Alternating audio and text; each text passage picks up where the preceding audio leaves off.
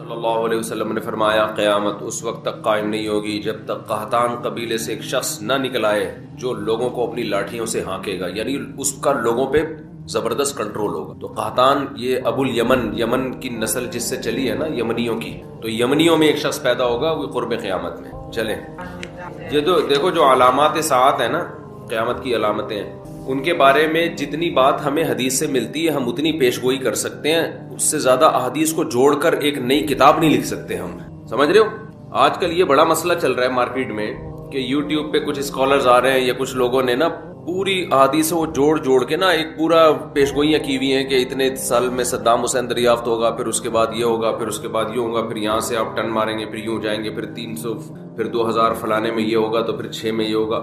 وہ جب نہیں ہوتا تو لوگ قرآن و سنت سے بدگمان ہوتے ہیں کہ دیکھو حدیثوں میں تو تھا لیکن ہوا کچھ بھی۔ ہر مجدون کے نام سے کتاب آئی تھی صدام حسین پہ، انہوں نے سب کچھ امام مہدی والی سے متعلق جتنی حدیث ہیں وہ سب فٹ کر کے، تو میں نے وہ کتاب پڑھی نہیں تھی۔ میں نے کہا یار یہ جو چیزیں نبی سے منسوس ہے نا وہ تو ہم نے پڑھی بھی ہیں حدیث میں، یہ تو انہوں نے جوڑا ہے، اپنے انداز سے جوڑا ہے نا۔ تو مجھے بہت لوگوں نے کہا یہ پڑھو، میں نے نہیں پڑھی، میں نے کہا میرا دل ہی نہیں آتا اس کے اوپر، پڑھ کے دماغ خراب ہوگا اور کچھ بھی نہیں ہوگا۔ تو جب صدام حسین کو پھانسی پہ لٹکا دیا نا تو وہ کتاب ہی غلط ثابت ہو گئی، کیونکہ اس میں یہ اتنی تھا کہ پھانسی پہ لٹکے، اس میں کچھ اور تھا کہ آگے جا کے بہت کچھ علاقے فتح کرنا۔ تو اس لیے یہ کام چھوڑ دینا چاہیے، جو چیز جتنی مبہم حدیث میں رکھی ہے اس میں کوئی حکمت ہے تو اس کو مبہم طور پر ہی بیان کرنا چاہیے۔ تو جو ہے جیسے یاجوج ماجوج کا ہے، بس اس کو اجمالی طور پر ہمارا عقیدہ ہے کہ یاجوج ماجوج دنیا میں کہیں ہیں اور ایک نہ ایک دن نکلیں گے، حضرت عیسیٰ علیہ السلام ان کو قتل کریں۔ تو کیا ہیں کہاں ہیں ہمیں معلوم نہیں۔ حضرت عیسیٰ ابن مریم نازل ہوں گے، ان کے بارے میں اتنی تفصیل جو ہمیں بتا دی گئی ہے، دمشق میں آئیں گے،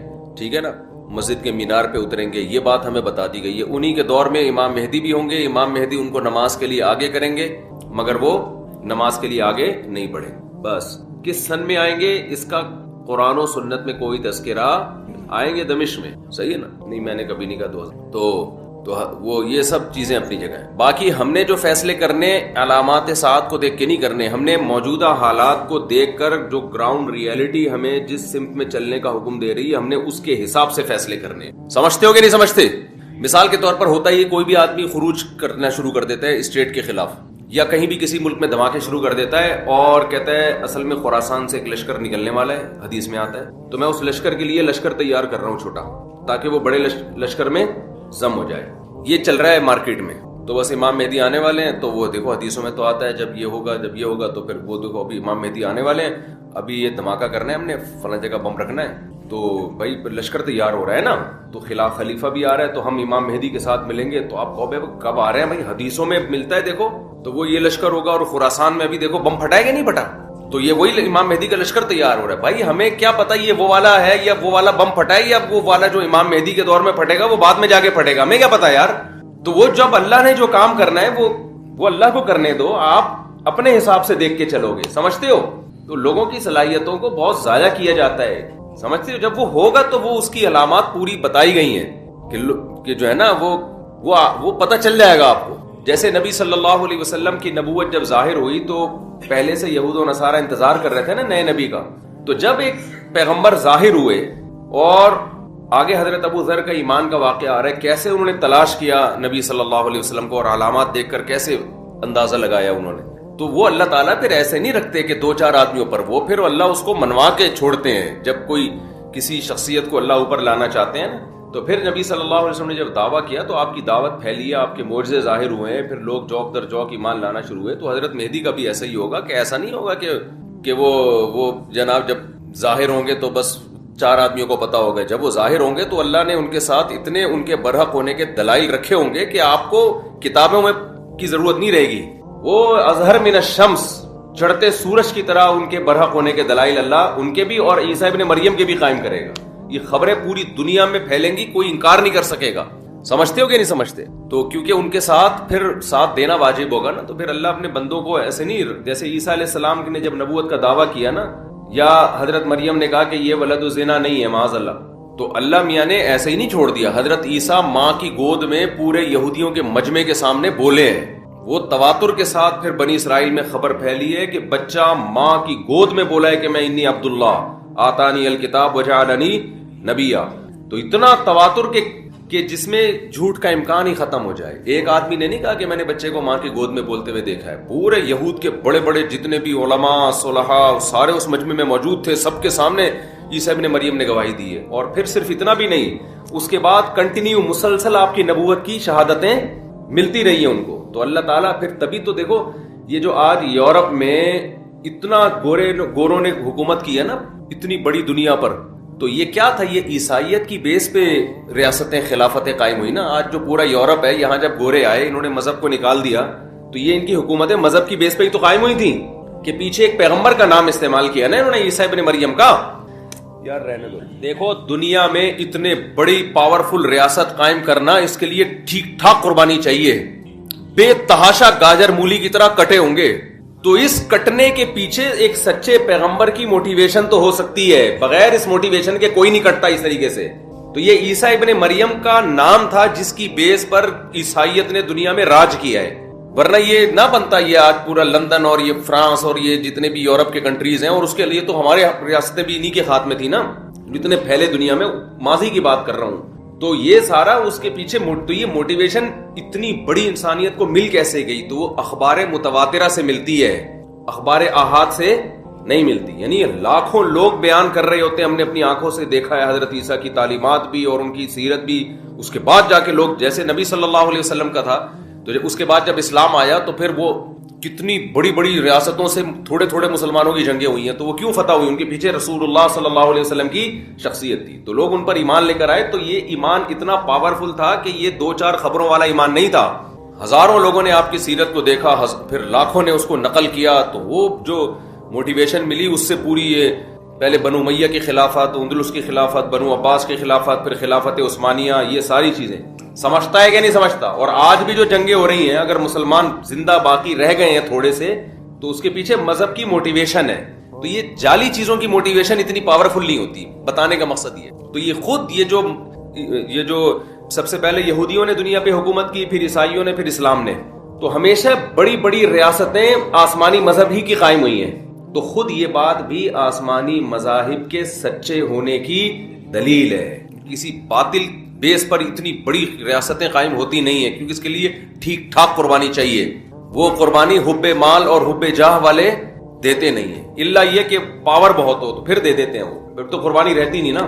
عمرو ابن دینار کہتے ہیں, حضرت جابر بن عبداللہ رضی اللہ عنہ کو یہ کہتے ہوئے سنا کہ ہم نے نبی کے ساتھ ایک غزوہ میں شریک ہوئے, تو مہاجرین میں بھی کچھ لوگ آپ کے ساتھ آ گئے, حتیٰ کثروا, مہاجرین بہت ہو گئے. وکان من المہاجرین رجل اللعاب, مہاجرین میں ایک شخص تھا جو مزاح بہت کرتا تھا. ان کی عادت کیا تھی, مزاح کی. تو انہوں نے کیا کیا, فکسا انصاریا, کسی انصاری صحابی کے جو پشت ہے نا اس پہ ہاتھ مارا, کولوں پہ ہاتھ مارا ایسے مذاق میں. ان کو غصہ آ گیا. فغضب الانصاری غضبا شدیدا, بہت سخت غصہ آ گیا انصاری کو. حتی تداعوا, ایک دوسرے کو بلانا شروع کر دیا, بھائی اس نے مجھے تنگ کیا ہے, آئے ہو بھائی ذرا اس سے انتقام لیتے ہیں. انہوں نے کہا, جب لڑائی شروع ہوئی تو انصاریوں نے کہا کہ یا الانصار, اے انصاریوں ادھر آ جاؤ. سارے انصاری جمع ہو جائیں, ان سے ہم نے جھگڑا کرنا ہے. تو مہاجر نے کہا کہ اے مہاجروں ادھر آ جاؤ. تو اب یہ قوم پرستی کی جنگ شروع ہو گئی نا بھائی. وہ کہہ رہے ہیں کہ جو بھی انصار ہیں وہ ادھر آ جائیں. مہاجروں نے کہا جو مہاجر ہیں ادھر آ جائیں. نبی صلی اللہ علیہ وسلم نے نکلے تو فرمایا, ما بالو دعوی اہل الجاہلی, یہ جاہلیت والے دعوے کا کیا حال ہے, یہ کون سے تم باتیں کر رہے ہو. اب دیکھو یہاں قومیت کا استعمال کس کے لیے ہو رہا ہے, لڑوانے کے لیے. یہاں قوم پرستی تعصب ہے, حرام ہے, ناجائز ہے. نبی نے قوموں کے حوالے بھی دیے, اور یہاں پر آپ قومیت سے منع کر رہے ہیں. ذرا سی جنگ ہو پنجابیوں میں, اور ہم پٹھان ہیں, ہم پنجابی ہیں, اس موقع پہ یہ نعرہ ناجائز اور حرام. اور آج کل یہی چل رہا ہوتا ہے, ہم بھی ہیں پنجابی پٹھان ہیں, ایک دم ایسی جنگ چھڑتی ہے کہ پھر لاشیں اٹھانا مشکل ہو جاتا. ایسا مذاق بھی ٹھیک نہیں ہے نا, بس غلطی ہوئی نا ان سے. تو ان کو تھوڑی پتا تھا کہ یہ ہو جائے گا, تو آپس میں بھی ایسے مذاق نہ کیا کرو بھائی. اچھا بھائی, نبی صلی اللہ علیہ وسلم نکلے, فرمایا فقال النبی صلی اللہ فخرج النبی فقال, بھائی یہ حدیث کل پڑھیں گے, استاد جی آ نہ جائیں, نہیں آئیں گے تو پھر مکمل کر لو. تو میرے بھائی فقال النبی تو نبی صلی اللہ علیہ وسلم نے فرمایا, ثم قال ما شانهم, آپ نے فرمایا کیا ہوا ان کو. فاخبر بکسعۃ المہاجری الانصاریہ, صحابہ نے بتایا کہ انہوں نے ایسے مذاق کیا تھا. اس کے بعد جنگ شروع. فقال النبی صلی اللہ علیہ وسلم دعوها فانها خبیثہ, آپ نے فرمایا اس نعرے کو چھوڑ دو, یہ خبیث ہے. یعنی قوم پرستی کا نعرہ کیا ہے, خبیث. ایک حدیث میں آتا ہے منتنا, بدبودار, وہ جو بچہ بکری کا بچہ نہیں پڑا ہوا ہوتا کچرے میں، مردہ بچہ، تو اس سے جو اس کو بھی منتنا کہتے ہیں نا، بدبو پھیلا رہا ہے، تو یہ قوم پرستی کا نعرہ کیا ہے؟ بدبودار. وقال عبداللہ ابن ابی ابن سلول، عبداللہ بن ابی ابن سلول منافق کو موقع مل گیا، یہ خود بھی انصار میں سے تھا، اس کو موقع مل گیا، بھائی اس جنگ کو تھوڑا کیا کرو، تھوڑا بھڑکاؤ یار، آگ لگاؤ، اس آگ لگاؤ. اقد تداعوا علینا، انہوں نے کہا تداعوا علینا، انہوں نے کہا اچھا یہ مہاجرین نے ہم پر اپنی قوم کو بلایا ہے ہم سے لڑنے کے لیے. لئن رجعنا الى المدینۃ لیخرجن الاعز منها الاذل، تو کہنے لگے کہ اچھا ہم نے تو ان لوگوں کو پناہ دی ہے مکہ میں، سوری مدینہ میں، یہ کمزور لوگ تھے، ہم نے مدینہ میں ان کو پناہ دی ہے اور یہ ہم سے لڑنے کی باتیں کر رہے ہیں. ہم واپس جائیں گے تو ہم جو عزت دار لوگ ہیں معاذ اللہ ان رسوا لوگوں کو نکالیں گے. یہ وہی نعرہ ہے جو ایک سیاسی لیڈر نے نہیں کچھ دن پہلے ایم کیو ایم کے بارے میں لگا دیا تھا کہ یہ ہندوستان سے لوٹے پوٹے آئے تھے تو ہم جو ہے نا ان کا تو کوئی پرسان حال نہیں تھا. تو اس وقت بڑا کراچی میں پھر فساد شروع ہو گیا تھا، لیکن وہ فساد بھی وہ کیا ہوا، اس کا جملہ اس کی ذات تک تھا نا، اس نے پوری قوم کی نمائندگی میں تو نہیں کہا. فسادی لوگوں نے اس کو پوری قوم کی نمائندگی سمجھ کے پوری قوم کے خلاف تقریریں شروع کر دی. تو جیسے وہ فسادی تھا نا، ایسے یہاں سے بھی جو رپلائی گیا وہ بھی کس پر مبنی تھا؟ بھائی اس نے پوری قوم کی نمائندگی میں تھوڑی کہا تھا، یہ ایک آدمی کا تھا نا، آپ اس کے خلاف بولتے، لیکن جو رپلائی گیا ہے وہ پوری قوم کے خلاف گیا. تو یہ شرارتی لوگ ہوتے ہیں اور ہم جیسے بے وقوف ان احمقوں کے پیچھے چل رہے ہوتے ہیں کہ ہاں ہمارے لیڈر نے ماشاءاللہ بڑی خاندانی بات کی، ہم سب اس کا ساتھ دیں گے. وہ بھی گدھا تھا جس نے یہ بیان دیا تھا، اور جس نے پوری قوم کو اس بیس پر رپلائی کیا وہ اس سے بڑا گدھا تھا. تو دونوں گدھے ایک جیسے تھے. تو ہم پڑھے لکھے اگر ہیں تو ہمیں ان گدھوں کو فالو نہیں کرنا. تو عبداللہ بن ابی بن سلول نے فوراً اس سے فائدہ اٹھا کے کہا کہ اچھا یہ لوگ تو کمتر لوگ تھے، ہمارے پاس آئے تھے لٹے پٹے اور ہم واپس جا کے ان کو نکالیں گے. تو حضرت عمر کھڑے ہو گئے. حضرت عمر نے عرض کیا یا رسول اللہ، حضرت عمر کا وہی سٹائل تھا جو ہمیشہ سے رہا. حضرت عمر نے فرمایا لئن رجعنا، جب اس نے کہا تو حضرت عمر نے فرمایا الا تقتلوا هذا الخبيث. صحیح ہے نا. اب دیکھو حضرت عمر نے سارے انصار کو برا نہیں کہا، یہ خوب سمجھو. هذا الخبيث خاص اس کی طرف اشارہ کر کے کہ یا رسول اللہ، دو روایتیں، ایک میں کہ آپ اس کو قتل کیوں نہیں کرتے، یا آپ مجھے اجازت دیں میں اس کی گردن اڑا دوں اس کی. یہ نہیں کہا کہ یہ انصار ایسے ہیں، یہ یوں ہیں تو فلانا ہے، تو ہماری وجہ سے ان کو اسلام ملا ہے اور ہماری وجہ سے ان کو بھی تو فتوحات مل رہی ہیں. تو یہ سب نہیں کہا حضرت عمر نے. حضرت عمر نے خاص اس شخص کے بارے میں کہا کہ یہ فتنہ پھیلا رہا ہے، تو یا رسول اللہ آپ مجھے اجازت دیں میں اس کو قتل کر دوں اور اس خبیث کو قتل کر دوں. تو نبی نے فرمایا لا یتحدث الناس انه كان يقتل اصحابه، نا اگر ان کو قتل کر دیا، مجھے بھی پتا یہ نالائق شرارتی ہے، تو لوگ کہیں گے اگر میں نے قتل کر دیا، لوگ کہیں گے کہ محمد صلی اللہ علیہ وسلم اپنے ساتھیوں کو بھی قتل کر دیتے. کس قدر بہترین سیاست ہے دیکھو کہ بھائی جو غیر مسلم ہے نا وہ اپنے آپ کو اسلام میں محفوظ نہیں سمجھیں گے. وہ سمجھیں گے بھائی یہ انہی کا کلمہ پڑھتا ہے، انہی کے ساتھ جنگوں میں گیا ہے اور کوئی بات پتہ نہیں کیا ہوئی اور گردن اڑا دی تو ہم بھی جائیں گے. تو ایسا نہ ہو بات بات پہ ہماری بھی گردن اڑائی جائے. کتنا بڑا فسادی تھا، لیکن اس کے باوجود آخر دم تک نبی صلی اللہ علیہ وسلم نے اس بیس پہ قتل نہیں کیا کہ قوم پرستی کی جنگ بھی چھڑ سکتی ہے اس سے، اور دوسرا کیا ہوگا کہ جو مشرکین ہیں وہ اسلام میں ان کا داخلہ بھی رک سکتا. تو یہ اس سے پتہ چلتا ہے کہ ہمیشہ جب بھی آپ کوئی فیصلہ کریں تو دو بڑی مصیبتوں میں سے چھوٹی مصیبت کو اختیار کرنا چاہیے. ہمارے ہاں جو جذباتی فیصلے ہوتے ہیں ان میں ہم یہ دیکھتے ہیں کہ یہ کام غلط ہو رہا ہے لہذا اس کو فوراً ٹھیک ہونا چاہیے. یہ نہیں سوچتے کہ اس کو ٹھیک کرنے کے چکر میں 4-6 جو ٹھیک کام ہے وہ بھی الٹے ہو جائیں گے. تو یہ زندگی کے ہر پہلو میں الحمدللہ ہمارا فیصلوں کی بنا یہی ہوتی ہے کہ بس یہ غلط ہے تو اس کو ٹھیک کر دو. جذباتی پن. جیسے میرا ایک بیان ہے کہ فرانس کا بائیکاٹ کرو نا، فرانس کی مصنوعات کا. میں نے پھر اس بیان سے رجوع کیا. استاد صاحب سے میں نے پہلے ایک بیان دیا تھا، فرانس میں گستاخی کے خاکے آئے تھے نا، تو میں نے اس بیان سے میں نے استاد صاحب سے کہا کہ ہم نے فرانس کے تو بائیکاٹ کرنا چاہیے، گستاخی کی ہے انہوں نے وغیرہ وغیرہ، ان کی مصنوعات کا بائیکاٹ کرنا چاہیے. میں نے بیان بھی دے دیا، وہ بیان چل بھی رہا ہے. تو میں نے استاد صاحب سے مشورہ دیا کہ اس کو بائیکاٹ کو ہمیں پھیلانا چاہیے. استاد صاحب نے کہا کہ دیکھو ہم نے فرانس کا بائیکاٹ کیا نا، اتنا بڑا نقصان نہیں ہے. یہ سوچو فرانس نے ہمارا بائیکاٹ کر لیا تو کیا ہوگا. تو مجھے وہ بھینس والا لطیفہ یاد آیا کہ ایک آدمی نے بھینس کو جمال گوٹا کھلانا تھا. جمال گوٹا پائپ کے اندر طریقہ یہ تھا کہ بھینس کے منہ میں پائپ رکھ کے ادھر سے پھونک مارے. تو ہوا یہ کہ یہ اس کے پھونک مارنے سے پہلے بھینس نے پھونک مار دی، وہ سارا جمال گوٹا اس کے پیٹ میں اور یہ مر گیا. تو یہ بھی دیکھو کہ تم بھینس کے منہ میں پائپ رکھ کے پھونک مار رہے ہو، اگر اس نے پھونک ماری تو تم افورڈ کر سکتے ہو کہ نہیں کر سکتے. تو استاد صاحب نے فرمایا کہ یہ جو ہم بائیکاٹ کی مہم چلاتے ہیں اس میں یہ بھی دیکھا جائے گا کہ اگر انہوں نے ہمارا بائیکاٹ کر دیا ہم تو ویسے ہی معاشی بحران کا شکار ہیں. اگر یہ یورپ نے، امریکہ نے، ان لوگوں نے مل کے ہمارا بائیکاٹ کرنا شروع کر دیا تو ہم اس سے بھی جائیں گے جو اس حالت میں. تو استاد فرمایا میں یقینی طور پہ نہیں کہہ رہا کہ اس کے سائیڈ افیکٹ کیا ہیں، لیکن جب تک آپ نے اس کے سائیڈ افیکٹ پہ آپ پوری طرح غور نہ کرو آپ کو بیان داغنے کی اجازت نہیں ہے. اس کے بعد سے میں پھر بیان دے ہی نہیں رہا. یہ بڑی بصیرت کی بات ہے.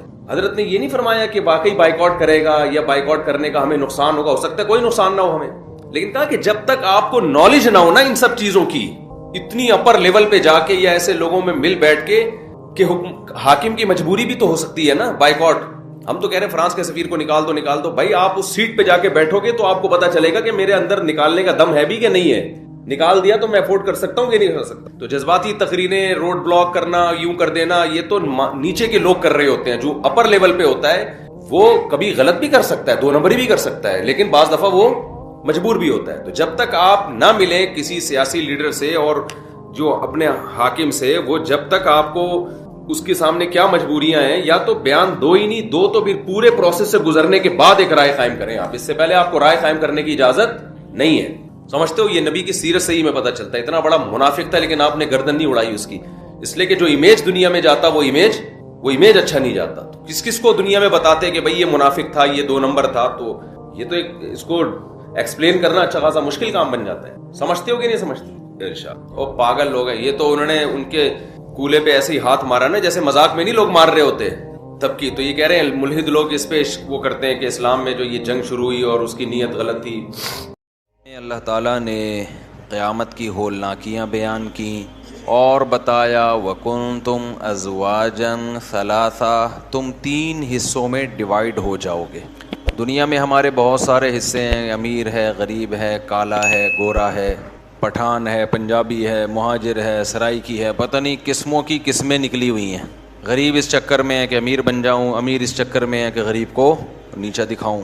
اللہ کہتے ہیں میری نظر میں 3 ہی قسمیں ہیں انسانوں کی، اور قیامت کے دن ان 3 حصوں میں انسان ڈیوائیڈ ہو جائیں گے. لہذا یہ دیکھو کہ میں ان قسموں میں سے کون سی قسم میں ہوں. فرمایا فاصحاب المیمنۃ ما اصحاب المیمنہ، کچھ لوگ وہ ہیں جن کو اعمال نامہ دائیں ہاتھ میں دیا جائے گا، جن کی نیکیوں کا وزن ان کی برائیوں سے زیادہ ہوگا. یہ وہ لوگ ہیں. وَأَصْحَابُ الْمَشْأَمَةِ مَا أَصْحَابُ الْمَشْأَمَةِ، کچھ لوگ ہیں جن کی برائیوں کا وزن ان کی نیکیوں سے زیادہ ہوگا. یہ وہ لوگ ہیں جن کو اعمال نامہ بائیں ہاتھ میں دیا جائے گا. وَالسَّابِقُونَ السَّابِقُونَ، کچھ لوگ ہیں جو بہت آگے نکلنے والے، سبقت کرنے والے، بہت اعلیٰ درجات والے، جو ہر نیکی میں دوسروں سے آگے نکلنے کی کوشش کیا کرتے تھے. اصحاب الیمین کون لوگ ہیں؟ جو کبیرہ گناہوں سے بچتے تھے، متوسط درجے کے مسلمان جو برائیوں سے بچتے ہیں، فرائض واجبات پورے کرتے ہیں بس. لیکن کچھ لوگ وہ ہیں جن کو قرآن کہتا ہے من یشری نفسہ ابتغاء مرضات اللہ، جو اللہ کی رضا میں اپنے آپ کو بیچ ڈالتے ہیں. اب ان کی اپنی کچھ بھی نہیں ہوتی زندگی، جیسے مجاہدین ہیں یا وہ لوگ جنہوں نے اپنے آپ کو دین کے لیے وقف کر دیا. آپ رائے بنٹ جائیں، مقیمین ہیں بھائی، پوری زندگی وقف. جو اللہ کی راہ میں لڑنے والے لوگ ہیں، اپنی جان پیش کر دیتے ہیں اللہ کے سامنے، تو یہ ہے السابقون السابقون. تو اللہ فرماتے ہیں ثلۃ من الاولین وقلیل من الآخرین. یہ جو سابقین لوگ ہیں نا، جو سب سے اعلیٰ درجے والے ہیں، یہ ابتدا میں جب اسلام دنیا میں آیا تو ان میں بہت ہوں گے، اور جیسے جیسے قیامت قریب آئے گی یہ لوگ مارکیٹ سے شارٹ ہوتے چلے جائیں گے، کم ہوتے چلے جائیں گے. یہ کون لوگ ہیں؟ السابقون علی سرر موضونہ. اللہ کہتے ہیں ان سابقین کو جنت میں کیا نعمتیں ملیں گی؟ یہ جنت کے بالا خانوں میں تختوں پہ بیٹھے ہوئے ہوں گے، متکئین علیہا متقابلین، ایک دوسرے کے ساتھ ٹیک لگا کر بیٹھے ہوئے ایک دوسرے کی طرف، جیسے بہترین جگہ پہ بڑے بڑے شاہی تختوں پہ گاؤ تکیے پہ لوگ بیٹھتے ہیں نا، اس طرح یہ اپنی مسہریوں پہ بیٹھے ہوئے ہوں گے. یطوف علیہم ولدان مخلدون. جنت میں اللہ نے ایسے خوبصورت بچے رکھے ہیں جن کی سورہ دہر میں اللہ نے تعریف کی. اذا رأیتہم حسبتہم لؤلؤا منثورا. جنت میں جنتیوں کی خدمت کے لیے جو اللہ نے بچے رکھے ہیں نا، بہت خوبصورت. قرآن کہہ رہے ہیں جیسے خوبصورت موتی کی تسبیح ٹوٹتی ہے نا اور اس کے دانے ایسے پھیل جاتے ہیں خوبصورت موتی, ایسے وہ بچے جنت میں پھیلے ہوئے ہوں گے خوبصورت موتیوں کی طرح, جو ان کی خدمت کے لیے ہیں. بِأَكْوَابٍ وَأَبَارِيقَ وَكَأْسٍ مِّن مَّعِينٍ, یہ شراب کے گلاسوں کے ساتھ, شراب کے آبخوروں کے ساتھ ان پر گشت کریں گے. دیکھو اللہ میاں یہ بھی کر سکتے تھے, بٹن دباؤ چیز آ جائے آپ کے پاس, ہو سکتا تھا کہ نہیں ہو سکتا تھا, لیکن انسان کی نیچر ہے, اس کو ملازمین سے خدمت لینے میں مزہ آتا ہے, وہ چاہتا ہے میرے ملازمین ہوں. تو اللہ نے جنت میں انسان کی اس فطرت کے پورا کرنے کا انتظام کیا ہے. لا يصدعون عنها ولا ينزفون, یہ ایسی شراب ہے جس سے نہ بہکیں گے اور نہ سر میں درد ہوگا. وفاکہۃ مما یتخیرون, جو پھل چاہیں گے ان کو ملے گا. ولحم طیر مما یشتہون, اور جس پرندے کا گوشت ان کا کھانے کا دل چاہے گا اللہ ان کے سامنے پیش کر دے گا. وحور عین, حور عربی میں حورا کی جمع ہے, حورا عربی میں سفیدی کو کہتے ہیں, عین عربی میں عینا کی جمع ہے. عینا کہتے ہیں بڑی آنکھوں والی. اللہ نے اس کا بھی انتظام کیا ہے کہ بڑی بڑی آنکھوں والی سفید رنگت والی حوریں, وہ بھی اللہ نے جنتیوں کے لیے تیار کی ہیں. کامثال اللؤلؤ المکنون, اللہ کہتے ہیں جیسے موتیوں کو چھپا دیا جائے اس کی مثال وہ حوریں ہوں گی. ایک تو موتی کتنے خوبصورت چمکدار ہوتے ہیں, چھپا دیا جائے تو ان پہ گرد و غبار. اس بچے کو بہت مزہ آ رہا ہے, لگ رہا ہے یہ بیچارہ لگ رہا ہے اس کی شادی نہیں ہوئی ہے, ناراض نہیں ہونا, مذاق کر رہا ہوں آپ سے. تو حوروں کا جیسے ہی تذکرہ ہوا نا, ابھی میں نے اس کی بات کی, پرندوں کا گوشت کھاتے ہیں, آرام سے بیٹھا ہوا تھا یوں کر کے, یوں بیٹھا بور. میں نے کہا شراب جس میں سر درد نہیں ہوگا. جیسے ہی میں نے کہا نا سفید رنگت والی بڑی بڑی آنکھوں والی حوریں, ایک دم اس کے ابا کہاں ہیں, ابا ہیں یہاں کہیں, ابا سے ملاقات, میں بات کرتا ہوں ابا سے. وحور عین کامثال اللؤلؤ المکنون, ایسے جیسے چھپائے ہوئے موتی. دیکھو اللہ جب تعریف کر رہا ہے, اللہ جب تعریف کر رہا ہے کسی چیز کی, دیکھو جب اللہ نے جہنم کی آگ رکھی ہے تو اپنے نیک بندوں کے لیے نعمتیں بھی کیا کیا رکھی ہوں گی. آج سیکولر طبقہ, لبرل طبقہ نا بڑا مذاق اڑاتا ہے, بھائی یہ حوروں کے چکر میں ڈالا ہوا انہوں نے لوگوں کو, نماز پڑھو زکوٰۃ دو. ہم نے حوروں کے چکر میں نہیں ڈالا, یہ اللہ نے اپنے نیک بندوں سے وعدے کیے ہیں.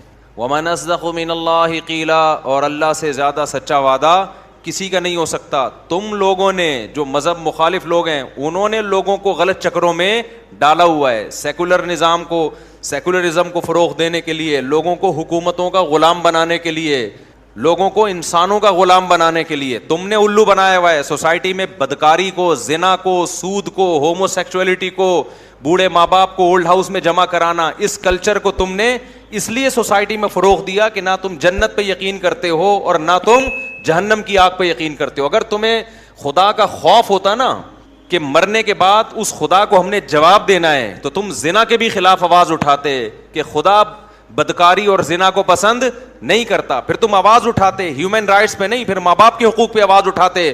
کسی میں دم نہیں ہے اپنے بوڑھے باپ کو اولڈ ہاؤس میں جمع کرائے, کسی میں دم نہیں ہے کہ اپنے بوڑھی ماں کو اولڈ ہاؤس میں جمع کرائے. تو کافر ہے جو خدا کا منکر ہے, اس نے انسانیت کو تباہ کیا ہے. خدا اپنے نیک بندوں سے وعدے کرتا ہے اور اللہ سے زیادہ سچا وعدہ کسی کا نہیں ہے. وہ کہتا ہے میری اطاعت کرو, برائیوں سے بچو. مجھے بتاؤ دنیا میں جب کوئی کسی کے لیے قربانی دیتا ہے تو غیرت مند لوگ اس قربانی کا بدلہ دیتے ہیں, اور جو غیرت لیس ہوتے ہیں وہ اس قربانیوں کو بولو پی جاتے ہیں. ہوتا ہے نا, شدید ضرورت پڑی, آپ کسی کے کام آ گئے, پھر جب آپ کو ضرورت پڑی وہ آپ کو بھول گیا. یہ غیرت ہے یا بغیرتی ہے؟ بولو بغیرتی. لیکن اگر آپ کو ضرورت پڑی, وہ آپ کے کام آیا, آپ میں غیرت ہوگی تو ضرورت نہیں بھی ہوگی آپ اس کے کام آؤ گے. موسیٰ علیہ السلام کا واقعہ ہے نا, کتنی دفعہ بیان کیا. انہوں نے ان بچیوں کو کنویں پہ پانی پلایا, فری میں پلایا تھا. حضرت موسیٰ کا مقصد اجرت لینا نہیں تھا.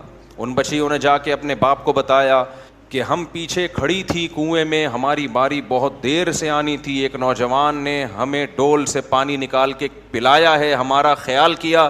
تو ان لڑکیوں کے والد نے کیا کہا کہ جا کے اس کو بولو ان ابی یدعوک لیجزیک اجر ما سقیت لنا. ہم غیرت مند لوگ ہیں, جب کوئی ہماری خدمت کرتا ہے تو ہم اس کا بدلہ دیتے ہیں, کیونکہ غیرت مند تھے نا. موسیٰ کو بلایا اور کیا کہا, بدلہ دینا چاہتا ہوں. لیکن ان کو نہیں پتا تھا کہ خدا غیرت مندوں کو بھی بدلے دیتا ہے. آپ غیرت مند تھے, آپ موسیٰ کو بدلہ دینے کے لیے بلایا, حالانکہ وہ تو مسافر تھے, ان کو بدلہ نہ دیتے تو کیا ہو جاتا. لیکن بوڑھے باپ نے کہا نا نا نا, جس نے میری بچیوں کی خدمت کی میں اس کو بدلہ دوں گا. اللہ کو یہ غیرت اتنی پسند آئی کہ ان کو موسیٰ کلیم اللہ جیسا داماد دے دیا اللہ نے. ان کو کیا پتا تھا یہ وہ موسیٰ ہے جس کا قرآن سب سے زیادہ تذکرہ کرے گا. تو میرے بھائی, جب دنیا میں غیرت مند لوگ تھوڑی سی قربانی پہ نوازتے ہیں تو جس خدا نے اس کائنات کو بنایا وہ اپنے بندوں کی قربانیوں پہ اس کو نوازے گا نہیں کیا. دنیا زنا میں لگی ہوئی ہے, بدکاریوں میں لگی ہوئی ہے, فحش فلمیں, سود, بوڑھوں کا کوئی احترام نہیں ہے گھروں کے اندر, دولت دولت پیسہ. ایسے میں کچھ لوگ صدقات و خیرات شروع کر دیں, غربا مساکین کو کھلائیں. کیوں؟ انما نطعمکم لوجہ اللہ, ہم تمہیں اس لیے کھلاتے ہیں کہ ہم نے یہ پیسہ خود نہیں کمایا, یہ ہمیں کس نے دیا ہے؟ اللہ نے دیا ہے. تو جس نے دیا ہے ہم اس کی راہ میں خرچ کریں گے, اس کو ہم اس کو خوش کرنا چاہتے ہیں. 5 وقت نماز پڑھتے ہیں, وہ خدا کے گھر کی زیارت کرتے ہیں, خدا کے ساتھ کسی کو شریک نہیں کرتے, صلہ رحمی کرتے ہیں, رشتہ داری جوڑتے ہیں. حالانکہ جس رشتہ دار سے آپ کو کچھ لینا دینا نہیں ہے اس سے رشتے جوڑ کے ملے گا کیا آپ کو؟ جو رشتہ دار مالدار ہے نا اسے تو سب جوڑتے ہیں, بڑا آدمی ادھر بنا کے رکھو. لیکن قرآن اہل جنت کی تعریف کرتا ہے کہ یہ رشتوں کو جوڑتے ہیں. کیا مطلب؟ آپ کا بھائی غریب ہے پھر بھی مالدار اس سے بنا کے رکھے گا کہ بھائی رشتہ کیا ہے, بھائی کا رشتہ ہے نا, دولت کا تھوڑی ہے. لیکن کافر یہ کام بولو نہیں کرتے, ان کے رشتے ختم ہو گئے ان کے یہاں. بزنس پارٹنر کافر بہت اچھا ہو سکتا ہے, رشتہ دار اچھا نہیں ہو سکتا. بزنس پارٹنر ہوگا بہت اچھا, ہو سکتا ہے ایمانداری کے ساتھ چلے. بزنس پارٹنر کافر بہت اچھا ہے, باپ اچھا نہیں ہے, ہو سکتا ہے وہ اپنی اولاد آپ کو ماننے سے انکار کر دے کہ یہ میری اولاد ہے. بزنس پارٹنر بہت اچھا ہے, کسٹمر بہت اچھا ہے, شوہر اچھا نہیں ہے, بیوی اچھی نہیں ہے, وہ عورت وفائیں نہیں ہے.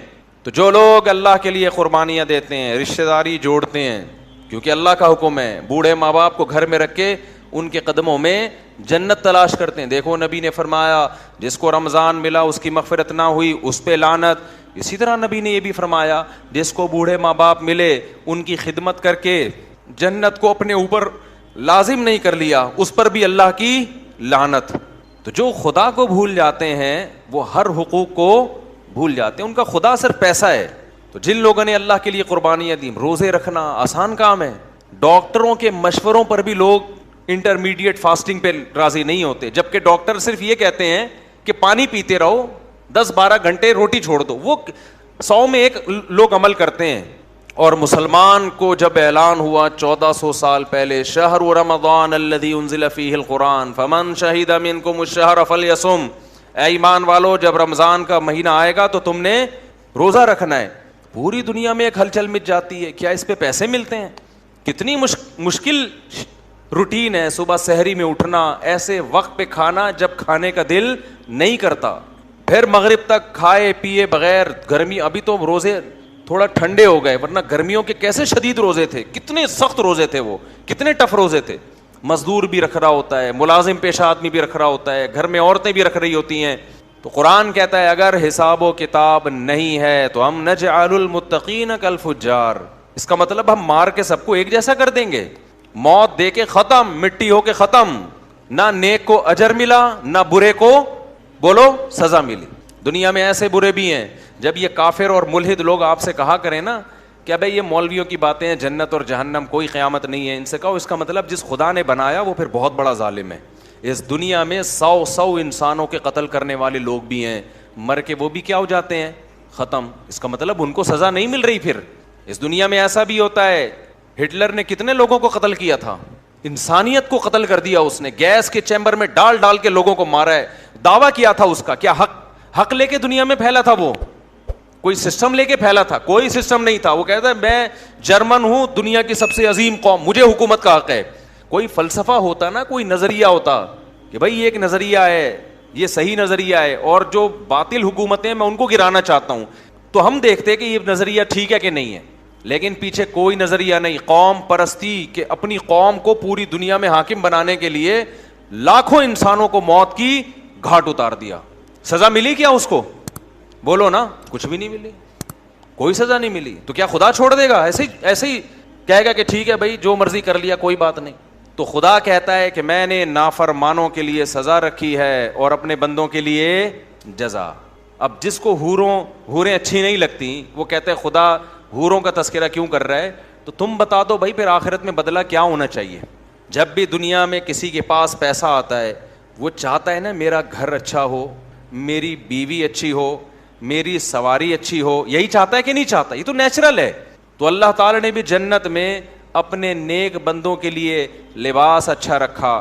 قرآن کہتا ہے ریشمی لباس ان کو پہنائے جائیں گے. اور مردوں کے لیے زیور دنیا میں حرام ہے, جنت میں حرام نہیں ہے. سونے کے زیور اور چاندی کے زیور ان کو پہنائے جائیں گے, عورتوں کو بھی مردوں کو بھی. اور قرآن کہتا ہے ان کو محلات دیے جائیں گے اور ایسے باغات دیے جائیں گے جن کے نیچے نہریں بہتی ہیں. ایسی حوریں دی جائیں گی کامثال اللؤلؤ المکنون, ایسی خوبصورت جیسے کسی نے بنا کے ان کو چھپا دیا ہو. لم یطمثہن انس قبلہم ولا جان, اور اس جنتی سے پہلے نہ کسی انسان نے ان کو چھوا ہوگا نہ کسی جن نے اس کو چھوا ہوگا. مقصورات فی الخیام, ہم نے خیمے میں اس جنتی کے لیے اس کو محفوظ کر دیا ہے. تو بھائی ہم تو اس جنت کے لالچی ہیں اور اللہ سے دعائیں مانگتے ہیں اللہ ہمیں یہ جنت مل جائے. اور جو سیکولر اور لبرل لوگ اس جنت کا مذاق اڑاتے ہیں وہ ہے ٹھرکی. کیوں وہ مذاق کیوں اڑاتے ہیں؟ وہ دنیا میں حلال و حرام کی فکر کیے بغیر عورت کے پیچھے بھاگتے ہیں اور اپنے آپ کو اس جنت سے ہمیشہ کے لیے محروم کرتے ہیں. تو ٹھرکی وہ ہوا جو جنت کا متلاشی ہے, یا ٹھرکی وہ ہے جو اتنی بڑی نعمت کو ناپاک محبت, ناپاک عشق اور غلیظ کاموں کے پیچھے ضائع کر دے.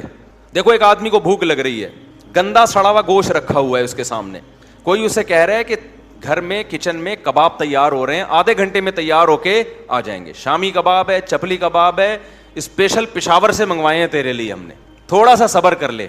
ٹھرکی صبر کرے گا؟ ٹھرکی کہے گا وہ سڑا ہوا کیڑوں والا گوشت میں کھا رہا ہوں, مجھ سے صبر نہیں ہو رہا.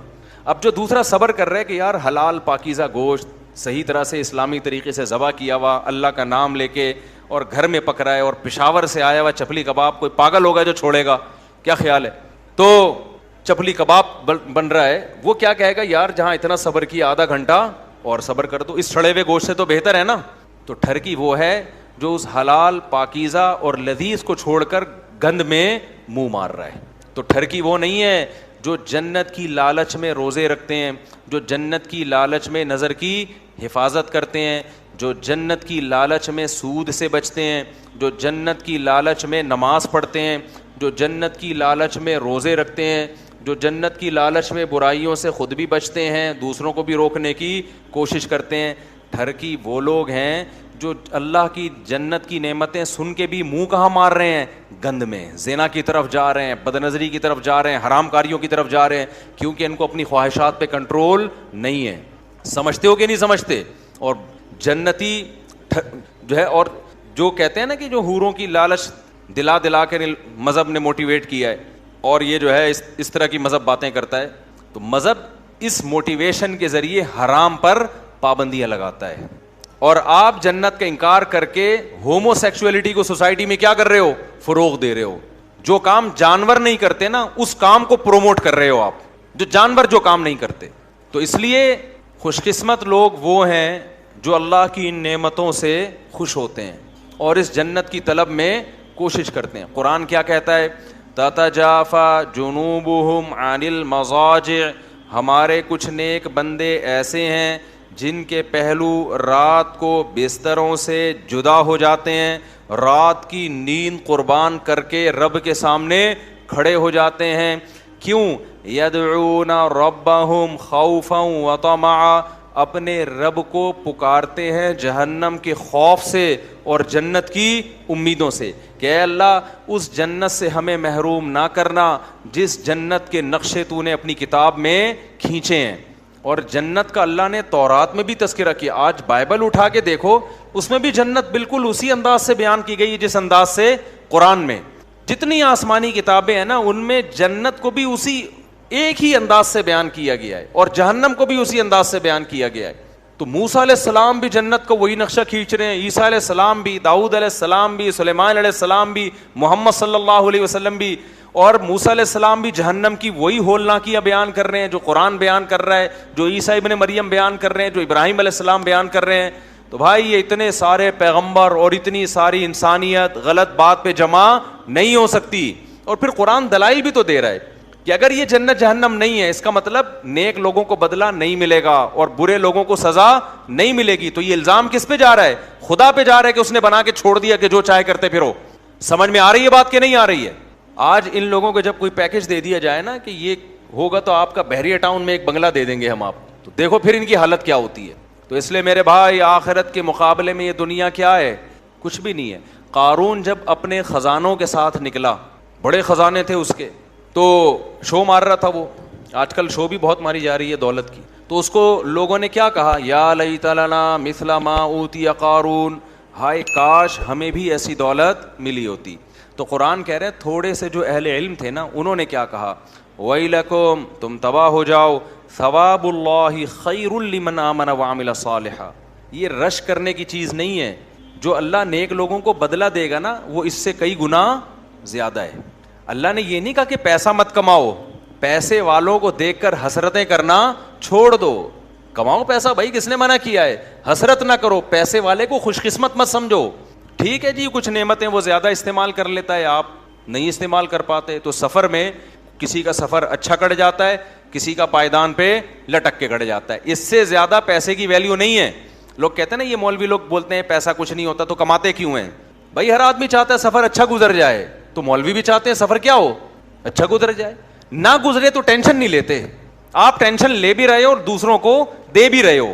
ہم کہتے ہیں پیسہ مل جائے بہت اچھی بات ہے بھائی, کماؤ, نہیں ملے تو ٹینشن لینے کا نہیں ہے. سفر ہے, ایئر کنڈیشن میں بیٹھ کے بھی گزر جاتا ہے اور دروازوں پہ لٹک کے بھی گزر جاتا ہے. منزل اچھی ہونی چاہیے. ایک وہ شخص ہے جس کو پھانسی کے پھندے پہ لے کے, پشاور میں نا کسی کو پھانسی کے پھندے پہ لٹکانا ہے, آپ نے گورنمنٹ نے فیصلہ کیا پشاور جیل میں اس کو پھندے پہ لٹکایا جائے گا. کراچی سے اس کو اے سی پارلر میں بٹھا دیا ٹرین میں. اب وہ کہہ رہا ہے میں بڑا خوش قسمت, میں کس میں سفر کر رہا ہوں بولو. اب وہ غریبوں کو نا کھڑکی سے جھانک جھانک کے, جو ٹرین کے اکانومی کلاس میں سفر کر رہے ہیں نا, جھانک جھانک کے کہہ رہے ہو بے غیرتوں, وہ کمینوں, میری لائف دیکھو کیسی ہے اور تم دیکھو بے غیرت, تمہاری کوئی لائف ہے. اب جو بیچارہ اکانومی میں سفر کر رہا ہے, اتفاق سے اس کا پرس کہیں گم گیا تھا یا اس کا کوئی رابطہ نہیں ہو رہا, اس کا پشاور میں بہت بڑا بنگلہ ہے. وہ کیا کہے گا کہ تو بے وقوف آدمی ہے, تیرا انجام کیا ہونے والا ہے؟ ادھر لٹکنے والا ہے تو. گورنمنٹ تجھے اتنا پروٹوکول اس لیے دے رہی ہے کہ آگے تو نے کیا کرنا ہے؟ لٹکنا ہے. اور میرا تو پرس ورس گم گیا, کارڈ وارڈ نہیں ہے میرے پاس, مجبوراً اکانومی کلاس میں, مجھے ذرا اپنے گھر تو پہنچنے دے, پھر پتہ چلے گا کون اچھا ہے, کون کامیاب ہے اور کون ناکام ہے.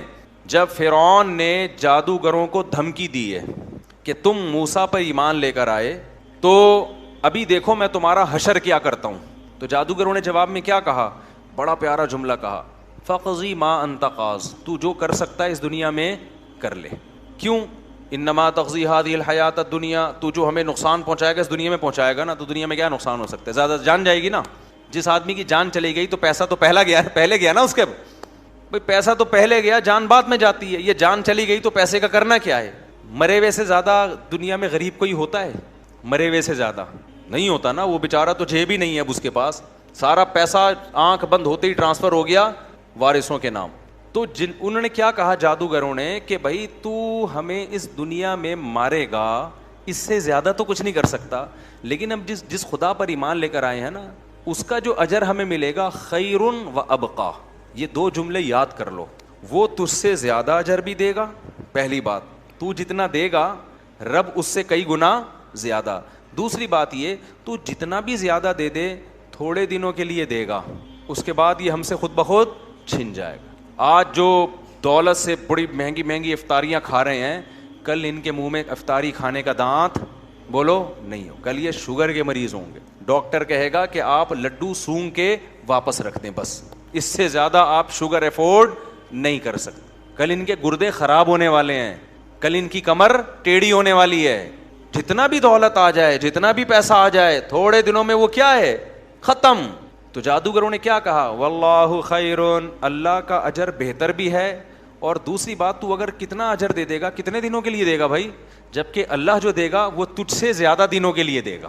یہ تو جادوگروں نے نا فرعون کو سمجھانے کے لیے کہ تو جتنے دن کے لیے ہمیں بدلہ دے گا، عیش و عشرت دے گا، اللہ جو دے گا اس کی مدت تجھ سے زیادہ ہے. زیادہ کا مطلب ہمیشہ کے لیے دے گا وہ.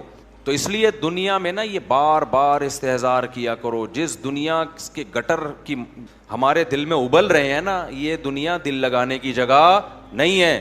تو اللہ نے اپنے نیک بندوں کے لیے نعمتیں تیار کی ہیں. تو قرآن کیا کہتا ہے؟ کامثال اللؤلؤ المکنون، ایسے موتی جیسے چھپائے ہوئے ہوتے ہیں، ایسی حوریں میں اپنے نیک بندوں کو دوں گا. جزاء بما كانوا يعملون. اے اللہ تو اتنا پروٹوکول کیوں دے رہا ہے اپنے نیک بندوں کو؟ بھائی نہیں یاری میرا خیال ہے بات سمجھ میں. اے اللہ تو اتنا کیوں نواز رہا ہے؟ ٹھیک ہے تھوڑا بہت دے دیتا کہ چلو جی مرنے کے بعد قبر ذرا کشادہ ہو جائے، گاؤں تکیے لگ گئے وہاں پہ، ٹھیک ہے نا. کیا خیال ہے؟ اللہ کہہ رہے ہیں نا نا نا، جزاء بما كانوا يعملون، یہ جو دنیا میں عمل کر کے آئے ہیں اس کا یہ بدلہ ہے. تو جب دنیا میں لوگ بدلہ ایک دوسرے کو دیتے ہیں تو خدا نہیں دے گا بدلہ؟ تو خدا کا بدلہ پھر کس کے حساب سے ہوگا؟ اللہ کے حساب سے ہوگا. آگے کہتے ہیں اللہ تعالیٰ لا يسمعون فيها لغوا ولا تأثیما، اس میں کوئی بیکار اور برائی کی بات نہیں سنیں گے. آج دنیا میں کتنے ہی اچھے دوستوں کی محفل ہو، کہیں نہ کہیں جا کے پھڈا ہو جاتا ہے. میاں بیوی میں تو روز ہی ہوتا ہے، دوستوں میں بھی ہونے شروع ہو جاتا ہے. الا قیلا سلاما سلاما، ہر جگہ سلامتی کی صدائیں ہوں گی. واصحاب الیمین ما اصحاب الیمین، اور اللہ کہتے ہیں دائیں ہاتھ میں جن کو اعمال نامہ دیا جائے گا، ما اصحاب الیمین، وہ بھی کتنے زبردست کامیاب. اللہ خود تعجب کر رہا ہے کیا زبردست کامیابی ملے گی ان کو. اللہ کو پتہ ہے نا ان کو بحریہ ٹاؤن میں پلاٹ نکل آئے تو خوشی سے مر جاتے ہیں. اس لیے اللہ کہہ رہے ہیں جس کو جنت ملے گی وہ تو اس کا تو کیا حال ہوگا. فی صدر مخضود، بغیر کانٹوں کے بیری، وطلح ممدود وظل ممدود، تہ بتہ کیلے ہوتے ہیں نا. دیکھو جنت میں ٹھیلے بھی ہوں گے کیلوں کے، لیکن ساتھ ساتھ درخت بھی ہوں گے. آپ کسی باغ میں جائیں نا، جب پھل لٹکا ہوا ہوتا ہے اس سے توڑ کے کھانے کا الگ مزہ ہوتا ہے، اس میں الگ خوبصورتی ہوتی ہے. تو وطلح ممدود وظل ممدود وماء مسکوب، بہتا ہوا پانی، وفاکہۃ کثیرہ لا مقطوعۃ ولا ممنوعہ. قرآن کہہ رہے ہیں کبھی اس پہ پابندی نہیں لگے گی، کبھی وہ ختم نہیں ہوگا. دنیا میں آپ جب پھل کھاتے ہیں ایک وقت کے بعد ڈاکٹر پابندی لگا دیتا ہے کہ نہیں ہوتا حضرت اب آپ کا شوگر لیول کہاں جائے گا؟ اوپر. یا بعض دفعہ ڈاکٹر پابندی نہیں لگاتا، پیٹی میں آم ہی ختم ہو جاتے ہیں. کیا خیال ہے؟ ایسا ہی ہوتا ہے نا. اللہ کہہ رہے ہیں نہ ختم ہوگا اور نہ کبھی کوئی پابندی لگے گی. وفرش مرفوعہ، اور اونچے اونچے تختوں پہ بیٹھے ہوئے ہوں گے. وفاک انا انشأناہن انشاء فجعلناہن ابکارا. اصحاب یمین کو بھی اللہ حوریں دیں گے، کیونکہ پہلے حوروں کا تذکرہ آیا نا والسابقون کے لیے. تو ہو سکتا ہے جو ہم جیسے نالائق لوگ ہیں وہ یہ کہیں یار یہ تو بہت اعلیٰ درجے کے مسلمانوں کو ملے گی. اللہ کہتے ہیں نا نا نا، اصحاب یمین کے لیے بھی میں نے جنت میں حوریں رکھی ہیں. انا انشأناہن انشاء فجعلناہن ابکارا عربا اترابا لاصحاب الیمین. اللہ کہتے ہیں ہم نے اس جنت کی حوروں کو اسی مٹی سے بنایا ہے، جنت کی مٹی سے. فجعلناہن ابکارا، ہمیشہ کے لیے ان کو کنواری بنایا. ہم نے ہمیشہ کے لیے کیا کر دیا؟ ان کو کنواری بنایا. جب عورت کی ایج بڑھتی ہے نا، شادی ہو گئی، ایج ہو گئی، ظاہر ہے کہ نیچرل ہے کہ آہستہ آہستہ مرد کی جو باڈی ہے وہ بھی خراب ہونا شروع. ایک 50 سال کا آدمی اور 30 سال میں فرق ہوتا ہے کہ نہیں ہوتا؟ تو اسی طرح عورت میں بھی فرق ہوتا ہے. اللہ کہتے ہیں ہم نے جو اس کو ابکارا کا مطلب ہے جوان بنایا. ہمیشہ کے لیے کیا بنا دیا اللہ نے اس کو؟ جنت کی حور کو جوان بنایا. اور فرمایا عربا اترابا لاصحاب الیمین، ہم عمر بنایا اللہ نے. ہم عمر کا مطلب کیا؟ خوبصورتی میں ایسے جیسے کم عمر، لیکن مینٹل لیول ایسے جیسے آپ کی ایج کے برابر ہو. دنیا میں جب انسان اپنی عمر کی عورت کو تلاش کرتا ہے تو لیول تو ایک جیسا ہوتا ہے، مائنڈ ایک جیسا ہوتا ہے، لیکن ایج زیادہ ہونے کی وجہ سے اس میں اٹریکشن کیا ہوتی ہے؟ ختم ہو جاتی ہے. اور اگر اپنے سے کم عمر کو تلاش کرے تو اٹریکشن تو ہوتی ہے، لیکن اس کی باتیں کیا ہوتی ہیں؟ بچکانہ باتیں ہوتی ہیں. وہ آپ کی تنہائی دور کرنے کا ذریعہ نہیں بن سکتی، وہ آپ کی صحیح طرح سے شریک حیات نہیں بن سکتی. تو ساری چیزیں ایک عورت میں جمع نہیں ہوتی. اللہ نے جنت کی حور کی تعریف میں کہا کہ اطراب ہوگی، ذہن کے لحاظ سے کیا ہوگی؟ تمہاری ہم عمر، میچور ہوگی ذہن کے لحاظ سے. اور جو اس میں اللہ نے خوبصورتی رکھی ہے اس خوبصورتی کے حساب سے کیا ہوگی؟ جیسے کم عمر ہو. یہ اللہ تعالیٰ نے اپنے نیک بندوں کے لیے تیار کی. آگے اللہ تعالیٰ فرماتے ہیں لِأَصْحَابِ الْيَمِينَ, یہ ان لوگوں کے لیے ہے جو یوٹیوب سے پیسے بہت زیادہ کماتے ہیں. یہ امیزون کے ذریعے بزنس, کیونکہ آج کل جو ہے نا کامیابی کا معیار یہ کر دیا گیا ہے کہ امیزون اور الیکٹرانک میڈیا کے ذریعے اور ان چیزوں کے ذریعے جو بہت زیادہ نوٹ چھاپ رہا ہے وہ تو بہت کامیاب ہے, اور جو بیچارہ ٹماٹر کے ٹھیلے لگا رہا ہے وہ جہنم میں جائے گا. وہ کہاں جائے گا؟ ایک صاحب مجھے کہنے لگے مفتی صاحب وہ بچے زیادہ ہوتے ہیں تو اچھے اسکولوں میں پڑھ نہیں پائیں گے, تو ایکچولی تربیت کیسے ہوگی ان کی؟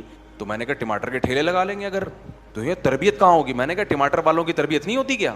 تربیت کا مفہوم اسلام کی نظر میں کچھ اور ہے, آپ کی نظر میں کچھ اور ہے. آپ کی نظر میں تربیت اسے کہتے ہیں بہت اچھے اسکولوں میں پڑھے اور نوٹ چھاپے. یہ تو قارون نے بھی چھاپے تھے نوٹ. اللہ کی نظر میں وہ رکشے والا, وہ ٹماٹر والا جو سچ بولتا ہے, جو اپنے بوڑھے ماں باپ کو راضی رکھے ہوئے, جو رشتہ داری جوڑتا ہے, جو ناپ تول میں کمی نہیں کرتا, وہ کامیاب ہے. اور جو نوٹ چھاپ کے بے ایمانی کرتا ہے, دھوکے دیتا ہے لوگوں کو, دنیا کی محبت ہے اس کے دل میں, لوگوں میں بھی دنیا کی محبت ڈال رہا ہے, وہ اللہ کی نظر میں کیا ہے؟ بولو نا. اللہ کہتے ہیں میری نعمتیں حاصل کرو, ان کو استعمال بھی کرو, اکڑو نہیں, غریبوں کی توہین مت کرو. گاڑی والا رکشے والے کو حقیر مت سمجھے, رکشے والا پیدل والے کو حقیر مت سمجھے. لوگوں سے یہ نہ کہو میرا کمال, میرا کمال. بولو کس کی دین؟ اللہ کی دین. شکر گزار بنو. شکر سے انسان میں اور عاجزی پیدا ہوتی ہے, اور تکبر سے انسان میں اکڑ پیدا ہوتی ہے, فرعونیت پیدا ہوتی ہے. سمجھ رہے کہ نہیں سمجھ رہے؟ تو قارون میں بھی ٹیکنیکل فالٹ ہو گیا تھا کہ اس کے پاس جب پیسہ آیا تو اپنی اوقات کو بھول گیا. اللہ بھی جب یہ تو سب اللہ دے رہا ہے نا, اور ہم بھی اپنی اوقات کو بھول جاتے ہیں. ہماری اوقات کیا ہے؟ ایک بزرگ تھے, ان سے کسی وقت کے متکبر نے کہا کہ تو مجھے جانتا نہیں ہے میں کون ہوں. وہ بزرگ کے سامنے اس نے کیا کہا کہ آپ کس سے بات کر رہے ہو, آپ کو پتہ نہیں ہے میں کون ہوں؟ تو ان بزرگ نے کہا میں تیرا ماضی بھی جانتا ہوں, تیرا حال بھی جانتا ہوں, اور تیرا فیوچر بھی, مستقبل بھی جانتا ہوں. وہ بڑا حیران ہوا کہ اس کو تو میرے بارے میں ساری معلومات ہیں, پھر یہ ایسے مجھ سے ایسے کیوں بات کر رہے ہیں؟ انہوں نے کہا بتا میرا ماضی کیا ہے. اس کا خیال تھا یہ بتائیں گے تو بہت بڑے وڈیرے کا بیٹا ہے, سردار کا بیٹا ہے, یہ تیرا ماضی ہے. حال یہ کہ تو خود سردار ہے, مستقبل یہ کہ اگلے الیکشن میں تو ہی صدر بننے والا ہے. تو اس کا خیال تھا کہ یہ میرا ماضی اور حال اور مستقبل بتایا جائے گا. آواز آ رہی ہے سب لوگوں کو؟ تو اس نے کیا بتایا ان بزرگ نے؟ ان کا تیرا ماضی ہے کہ تو پانی کا ایک گندا اور غلیظ قطرہ تھا, کپڑوں پہ لگ جائے تو دھوئے بغیر نماز نہ ہو, جسم سے نکلے تو غسل کیے بغیر طہارت حاصل نہ ہو. وہ غلیظ چیز تھی جس سے اللہ نے تجھے بنایا. اور حال یہ ہے کہ تیرے پیٹ میں ابھی بھی کئی کلو گندگی بھری ہوئی ہے, ذرا سی ہوا خارج ہو گندگی نہ نکلے, صرف وہاں ہوا جو پاس ہو کے آئے گی نا وہی اگر نکل آئے تو لوگ اپنی ناک کو پکڑ کے بھاگ جائیں گے یہاں سے. ہر وقت پیٹ میں گندگی لے کے تو کیا کرتا ہے؟ گھومتا ہے 24 گھنٹے. اور تیرا مستقبل یہ ہے کہ ادھر تیری روح نکلی اور ادھر تیرے جسم میں سڑاند پیدا ہونا شروع, پھول کے پھٹ کے کیڑے پڑ جائیں گے. اس زمانے کے لوگ بڑے نرم دل ہوتے تھے, فوراً وہ توبہ کر لی. اس نے کہا آپ نے بالکل صحیح کہا. اصل تو یہ ہے ماضی بھی گندا, حال بھی گندا, اور مستقبل تو بہت ہی گندا. تو یہ انسان اپنی اوقات بھولتا ہے اور پھر کیا کرتا ہے وہ میں اکڑ. غریبوں کو, جو اپنے سے کمتر لوگ ہیں ان سے تمیز سے بات کرنا چھوڑ دیتا ہے. یہ بہت غضب والی بات ہے. تو فرعون صاحب بھی, قارون بھی اپنی اوقات, جب بھی انسان اپنی اوقات بھولے نا تو واش روم میں سوچنا چاہیے کہ ہماری اوقات ہے کیا, کتنی گندگی, کتنے عیب اللہ نے انسان کے ساتھ لگا دیے ہیں. اس لیے انسان, ہمارے حضرت فرمایا کرتے تھے کہ تکبر ہمیشہ احمق اور بے وقوف آدمی میں ہوتا ہے, عقل مند کبھی بھی متکبر نہیں ہوگا. ہمیشہ یہ احمقوں اور بے وقوفوں کا کام ہے. عقل مند کو پتا ہوتا ہے کہ ہماری حیثیت کیا ہے. 2 منٹ لگتے ہیں عزت جانے میں بھی, دولت جانے میں بھی, صحت جانے میں بھی. بڑے بڑے پہلوان ہیں, کوئی بیماری لگی ہڈیوں کا ڈھانچہ بن گئے, 2 منٹ لگتے ہیں انسان کو تباہ ہونے میں, پھر بھی اکڑتا ہے میں یوں میں یوں میں یوں. تو قارون کو حضرت موسیٰ علیہ السلام نے فرمایا, ان کی قوم نے کہا لا تفرح, اتراؤ مت, ان اللہ لا يحب الفریحین. یاد رکھو اگر کسی کو اللہ نے دولت دی ہے, وہ اچھی گاڑی میں گھومتا ہے, اس کے ساتھ نوکر چاکر ہوتے ہیں, تو یہ عمل شریعت میں ناجائز نہیں ہے. بعض لوگ نا شریعت کو سمجھتے نہیں ہیں اور ہر جگہ فٹ کرنا شروع کر دیتے ہیں قرآن کی آیتیں. اترانا کسے کہتے ہیں یہ میں نے آپ کو بتا دیا. محض خادم کثرت سے رکھنا, خدمت گزار. اگر اللہ نے آپ کو پیسہ دیا تو آپ خادم رکھ سکتے ہو, 10 خادم رکھو, آپ خادم بھی رکھو, گاڑی بھی اچھی رکھو, کپڑا بھی اچھا پہنو, لگژری لائف اسٹائل اختیار کرو. تو اللہ کی نعمتوں سے لطف اندوز ہونا یہ تکبر نہیں ہے, اللہ کی نعمتوں پہ اترانا یہ کیا ہے؟ تکبر ہے.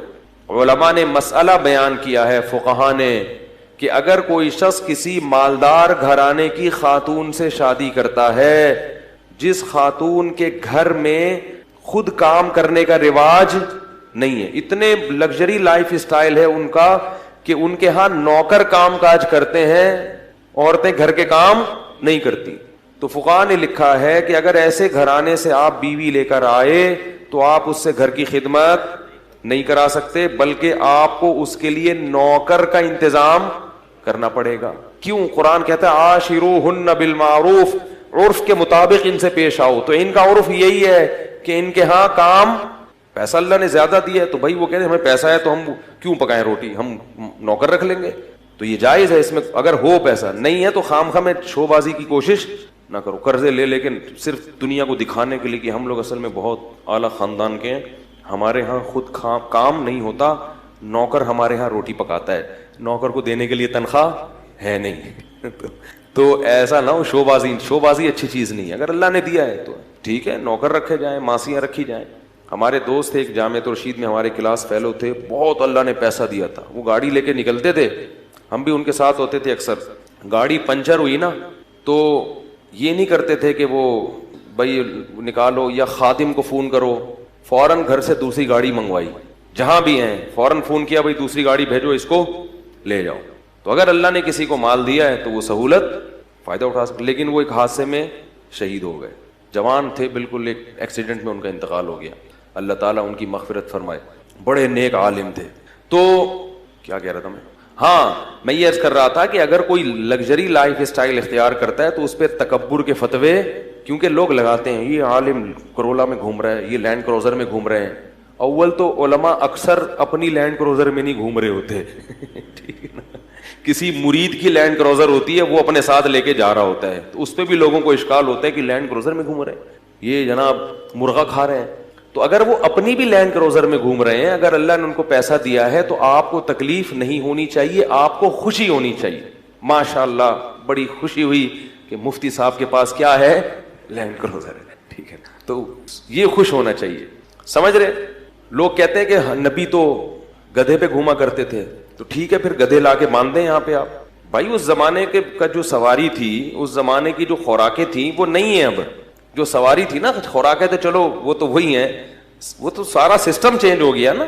تو نبی نے بھی اپنے دور کے لحاظ سے سواریوں کو اختیار کیا ہے, اور ہم اپنے زمانے کے لحاظ سے سواریوں کو اختیار کریں گے.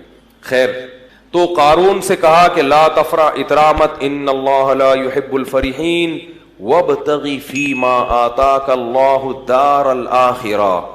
ہر پیسے والے کو یہ حکم ہے جو قارون کو دیا جا رہا ہے کہ اللہ نے تجھے جو نعمتیں دی ہیں اس سے آخرت کی فکر بھی کر, کیونکہ پیسے سے جیسے دنیا کے مزے حاصل ہوتے ہیں آخرت کے مزے بھی پیسے سے حاصل ہو سکتے ہیں. سارا دنیا پہ ہی لگا رہا ہے, آخرت کے لیے بھی تو کوئی ڈپازٹ کر.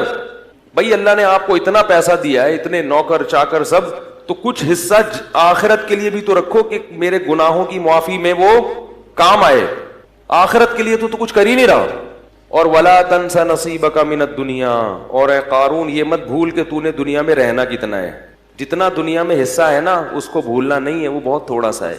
دولت تو ہے اتنی مگر عمر لمبی. بھائی آپ ارب پتی بن سکتے ہو, پوری دنیا کی دولت خرید سکتے ہو, مگر عمریں 60-70 سال سے اوپر تجاوز نہیں کرتی. تو کھا تھوڑی سکتے ہو اتنا, کھا تو اتنا ہی, پیٹ بھی اتنا ہی ہے, روٹی بھی 2 ہی کھا سکو. اب ایک آدمی کے پاس کروڑوں روپے آ گئے تو کیا کھائے گا وہ؟ بھائی غریب تھا تو ناشتہ ہی نہیں کرتا تھا, ذرا پیسہ زیادہ آ گیا تو پراٹھا کھا لیا اس نے, اور پیسہ آ گیا تو پراٹھے کے ساتھ انڈا بھی ہو گیا, اور کیا کرے گا؟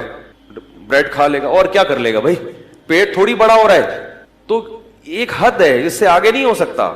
تو کہا کہ دنیا میں کتنا رہنا ہے اس کو بھول مت, تو تیری دولت سے ایسا لگ رہا ہے کہ تو ہمیشہ یہاں رہنے کے لیے آیا ہے.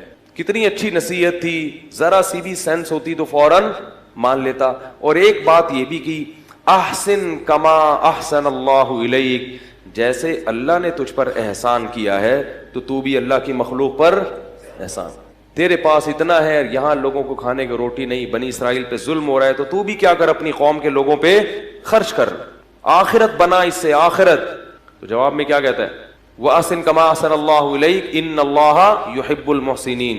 تو جواب میں کہتا ہے انما اوتیتہ علی علم عندی, یہ میں نے اپنی مہارت اور اپنی محنت سے کمایا ہے. مجھے اللہ نے, میرے پاس دماغ کیسا ہے, خاص دماغ ہے, اس دماغ کو لڑا کے میں نے کیا کیا ہے, تو میں نے کمایا. جو غریب ہے وہ اپنی مرضی سے غریب ہے, میں نے تھوڑی کہا کسی کو غریب بنو. آج مالدار آدمی یہ بات زبان سے کہتا نہیں ہے مگر دل میں ہوتی یہی ہے کہ بھائی وہ نہیں, میں نے ایکچولی وہ ہے محنت نہیں کر سکے, میں نے تو اتنی محنت کی ہے, میں تو ایسا دماغ لڑایا ہے, تو میں اپنا پیسہ کسی اور کو کیوں دوں.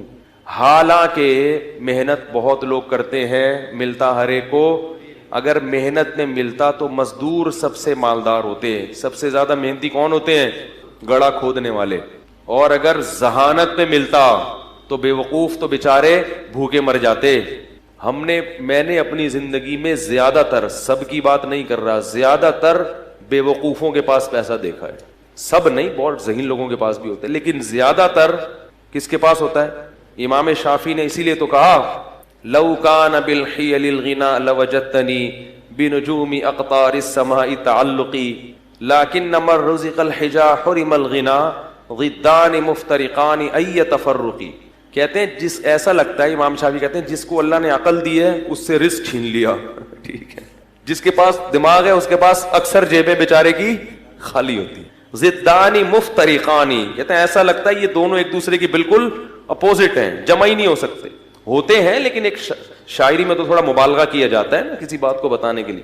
آگے کہتے ہیں لیکن مل رزق لو کان بالحیل الغنا لوجدتنی, اگر ہیلے سے محنت سے پیسہ مل جاتا تو مجھے دیکھتے بنجوم اقطار السماء تعلقی, آسمان کے ستاروں پہ پہنچا ہوا ہوتا. یعنی ایک لوگوں کی ایک حالت بیان کر رہے ہیں.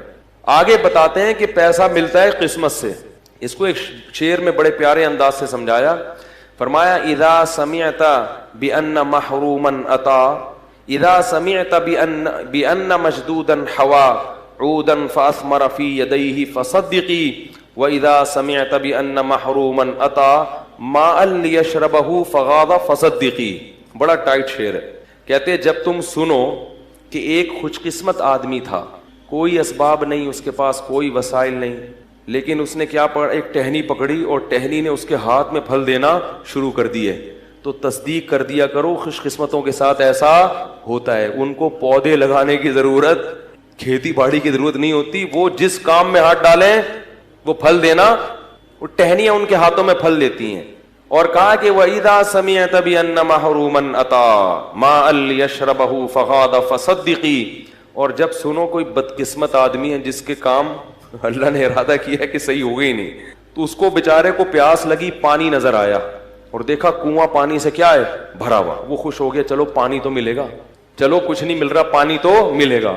وہ کنویں کے قریب آیا اور پانی اس کو دیکھ کے نیچے ہو گیا. انہوں نے کہا فحققی, اس کی بھی تصدیق کر دیا کرو, بدقسمتوں کے ساتھ ایسا ہوتا ہے. سارے اسباب ہوتے ہیں لیکن ان کو نہیں ملتا. تو یہ سب کس کی دین ہے بھائی, اللہ کی. یبسط الرزق لمن یشاء, جس کے لیے چاہتا ہے رزق کے دروازے کھول دیتا ہے. ویقبض, جس کے لیے چاہتا ہے دروازے بند کر دیتا ہے. جس کو رزق کثرت سے دیتا ہے اس کو بھی آزماتا ہے, اور جس پہ رزق کے دروازے تنگ کرتا ہے اس کو بھی آزماتا ہے. تو یہ بتا دیتا ہے کہ جس کے پاس پیسہ ہے اس کو اترانے کی ضرورت نہیں, تھوڑے دن میں یہ بھی چھن جائے گا. اور جس کے پاس غربت ہے اس کو بے صبری کی ضرورت نہیں ہے, یہ غربت تھوڑے دن میں ختم. مر جاؤ گے تو پھر نوٹوں کی کفن میں جیب اس لیے تو نہیں ہوتی نا, کفن میں تو کچھ بھی نہیں ہے.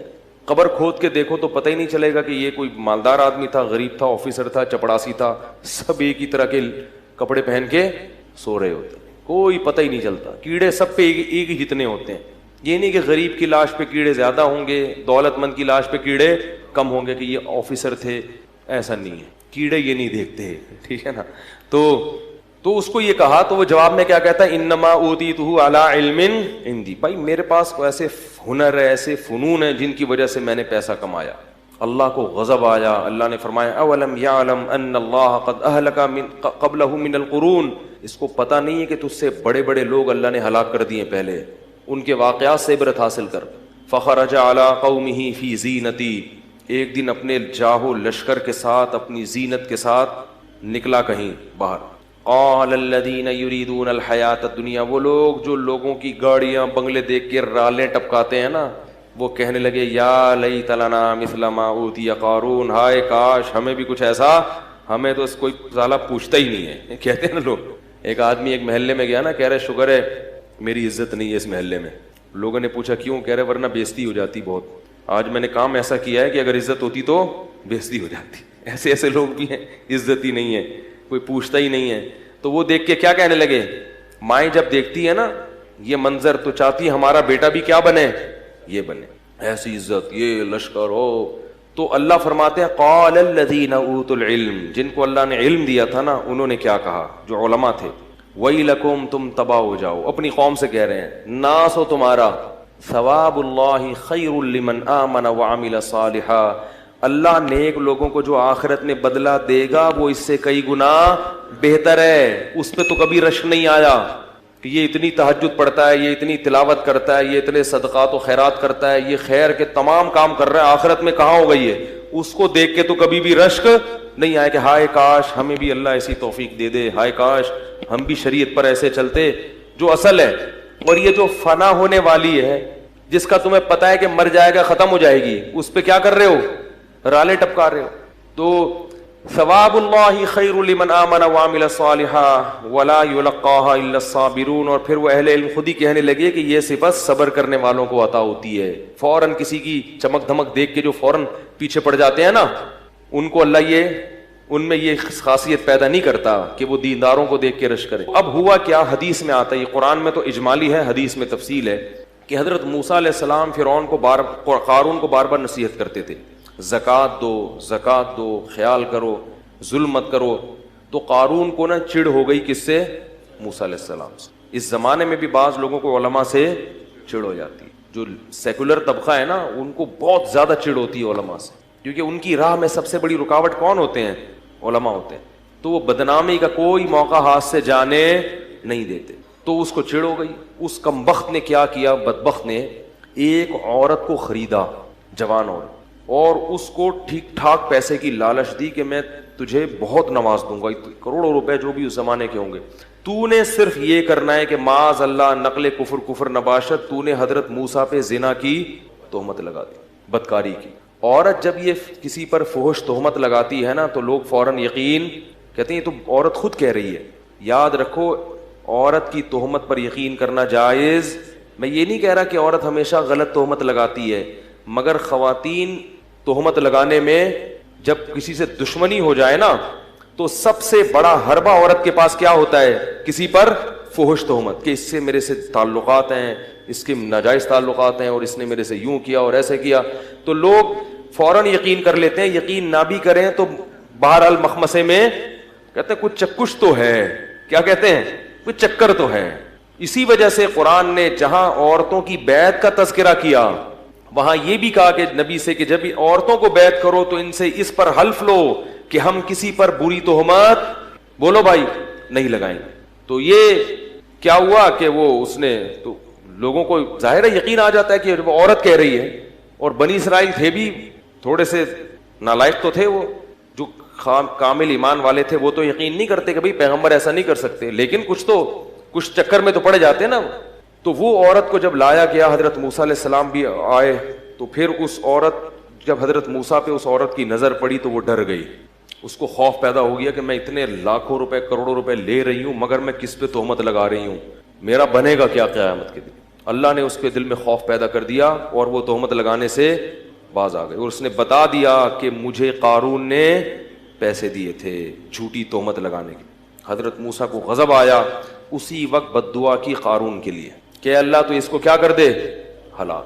وہیں قارون اپنے خزانوں سمیت زمین میں دھسنا شروع ہو گیا اور حضرت موسیٰ کو پکارتا رہا کہ اے موسیٰ معاف کر دے معاف کر دے معاف کر دے. موسیٰ علیہ السلام نے کہا نہیں. دھستا دھستا بالآخر پورے خزانوں کے ساتھ جب وہ دھس رہا تھا زمین میں, تو وہ جو لوگ کل کہہ رہے تھے نا, قرآن کے الفاظ ہیں, کہہ رہے تھے کہ ہائے کاش ہمارے پاس بھی ایسا ہوتا, وہ کہنے لگے وَإِكَأَنَّ اللَّهَ يَبْسُطُ الرِّزْقَ لِمَن يَشَاءُ, اور بھائی اللہ جس کو چاہے رزق دے دیں, جس کو چاہے غریب بنا دیں, ہمیں یہ پیسہ نہیں چاہیے. لولا امن اللہ علینا, کہتے ہیں اللہ کا احسان ہے کہ اللہ نے ہمیں اتنی دولت نہیں دی. اب دیکھو کیسی رپورٹیں آ رہی ہیں. علماء جب سمجھا رہے تو سمجھ میں نہیں آ رہا, جب منظر دیکھا نا دھستا ہوا کہ وہ چیخ رہا ہے کہ اے موسیٰ معاف کر دے, اور وہ زمین میں دھستا جا رہا ہے, تو کہنے لگے کہ وَإِكَأَنَّ اللَّهَ يَبْسُطُ الرِّزْقَ لِمَن يَشَاءُ وَيَقْدِرُ وَإِكَأَنَّ لَوْلَا أَمَّنَّ اللَّهُ عَلَيْنَا لَخَسَفَ بِنَا, اللہ کا احسان نہ ہوتا تو ہم پہ بھی عذاب آتا. إِنَّهُ لَا يُفْلِحُ الْكَافِرُونَ, اللہ کا انکار کرنے والے کبھی بھی کامیاب نہیں ہوتے. اب بعض لوگ یہاں پر یہ کہتے ہیں کہ اگر وہ اللہ کو پکارتا تو اللہ توبہ قبول کر لیتا, حضرت موسیٰ کو پکارا تو حضرت, یہ غلط ہے. یہ کیا ہے, یہ اس میں پیغمبر کی کیا ہے. تو حضرت موسیٰ کو پکارنے کا مطلب یہی تھا کہ آپ کی بد دعا سے ہو رہا ہے تو آپ اللہ سے کہیں کہ مجھے بچا لے, جبکہ حضرت موسیٰ نے ارادہ کیا کہ اب بچانے کا نہیں ہے. اور پیغمبر اپنی قوم کے بہت خیر خواہ ہوتے ہیں, اس لیے یاد رکھو کہ بد دعا دینا ہر صورت میں غلط نہیں ہے. جب بہت زیادہ کسی کو ستایا جائے اور حدود کو توڑ دیا جائے تو بد دعا دینا ایسی صورت میں جائز ہے. یہ جو لوگ کہتے ہیں نا ہمارے نبی نے کبھی بد دعا نہیں دی, ایسا نہیں ہے. ہمارے نبی نے حتی الامکان صبر کیا ہے, طائف میں پتھر کھا کے بھی بد دعا نہیں دی, لیکن